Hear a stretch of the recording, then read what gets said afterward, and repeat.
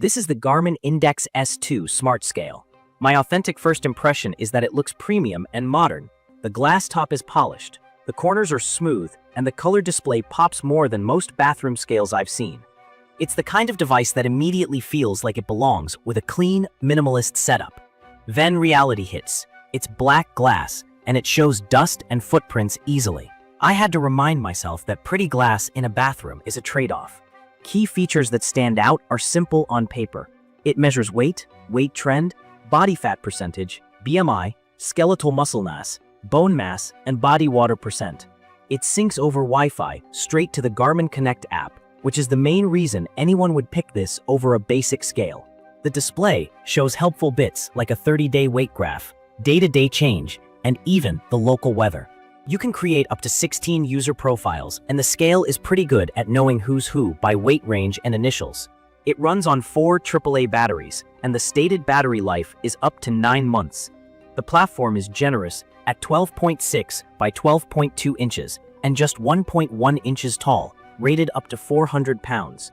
It supports 2.4 GHz Wi-Fi only and stores multiple networks, which is handy. Before anything else, a quick explanation of BIA, because it matters here. BIA stands for bioelectrical impedance analysis. The scale sends a tiny electrical signal through your feet that estimates body composition based on how easily that signal moves through different tissues. It's painless and fast, but it's also sensitive to hydration, temperature, and algorithm choices.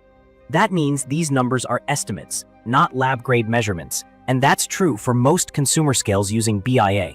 From my experience gathering owner feedback and tracking how these devices behave over time, the Index S2 nails the basics of weight but struggles with the rest. Weight readings are consistently accurate and line up with trusted references. If all you want is a reliable weight log that auto shows up in Garmin Connect, this scale does that well when the connectivity holds up. The story changes with body fat, muscle mass, bone mass, and body water.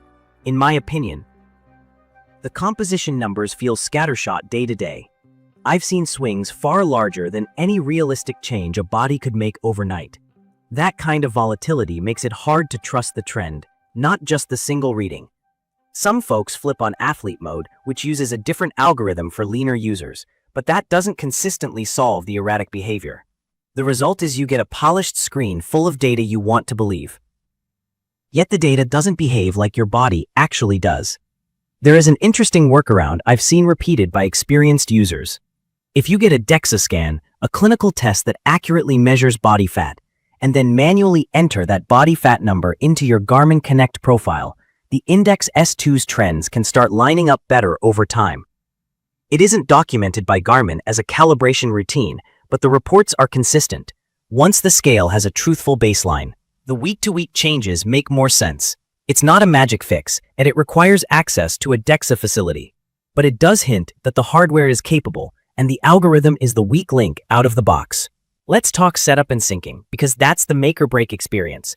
You add the scale in the Garmin Connect app, the phone connects over Bluetooth for the initial handshake, and then you put the scale on your 2.4 GHz Wi-Fi.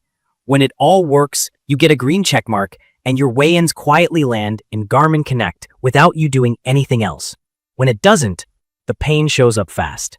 I've seen repeated cases of the scale refusing to find networks, recording no networks found, or failing to sync after it previously worked. Some owners tie the breakages to software updates. The common fixes are old school: factory reset the scale, remove it from Bluetooth on your phone, remove the device from Garmin Connect, reboot the router, ensure the SSID is 2.4 GHz, and run setup again close to the router. That gets most people back on track, but it doesn't feel seamless. On the daily flow, it's straightforward. Tap to wake, step on barefoot so the BIA electrodes can do their thing, see your weight, confirm your initials, step off, and watch the widgets roll by. If Wi-Fi is happy, you'll see the sync checkmark. I like the weight difference readout because it's an easy way to track hydration shifts after long sessions or hot days. The weather card is surprisingly useful when you weigh in the morning and want to plan clothes or a run. Even if it's a small convenience, design-wise, the scale is sturdy and feels like a premium product. It comes with carpet risers, though BIA scales like this are at their best on a hard, flat surface. The color display is crisp and readable from a natural standing angle. I appreciate that you can customize which widgets show up and in what order. That said, the screen often shows you exactly what the app shows you, without deeper interpretation. If you're used to Garmin's training metrics on their watches, the Scales app view feels pretty basic by comparison. It's more a data mirror than a coach. It's perfect for someone who already lives in Garmin Connect and wants weight captured automatically without pulling out a phone or typing numbers. If you share a scale with family or roommates, the 16-user support with auto recognition is convenient. If you only care about weight and you're okay with the occasional Wi-Fi hiccup that a reset can fix, the convenience is real. I'd recommend this for Garmin users who value a single dashboard over perfect body composition accuracy. If you're serious about body fat tracking, either budget for periodic DEXA scans to anchor the readings or consider a scale and app combo that's known for stronger BIA performance. The black model looks great in photos but needs frequent wiping to stay clean, so the white version may be the more practical pick. In my opinion, the core promise here is ecosystem convenience, not precision analytics. The Index S2 does a fine job as a weight logger with a pretty face and a clean sync path into Garmin Connect when Wi-Fi behaves.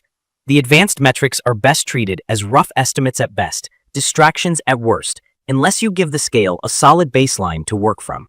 I also wish the Garmin Connect app added more context, like confidence ranges or actionable suggestions, instead of just reflecting numbers. In conclusion, the Garmin Index S2 is a sleek accessory for Garmin fans that want weight trends delivered to the same place as their runs, rides, and sleep.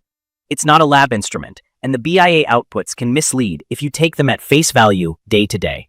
If you go in with clear expectations, accurate weight, decent trends after calibration, simple daily flow, it can be a satisfying addition to your setup. If you expect reliable body composition without any fuss, you'll likely be frustrated. If this video helped, please subscribe to the channel and drop your questions or your own experience with the Index S2 in the comments. Thank you for watching.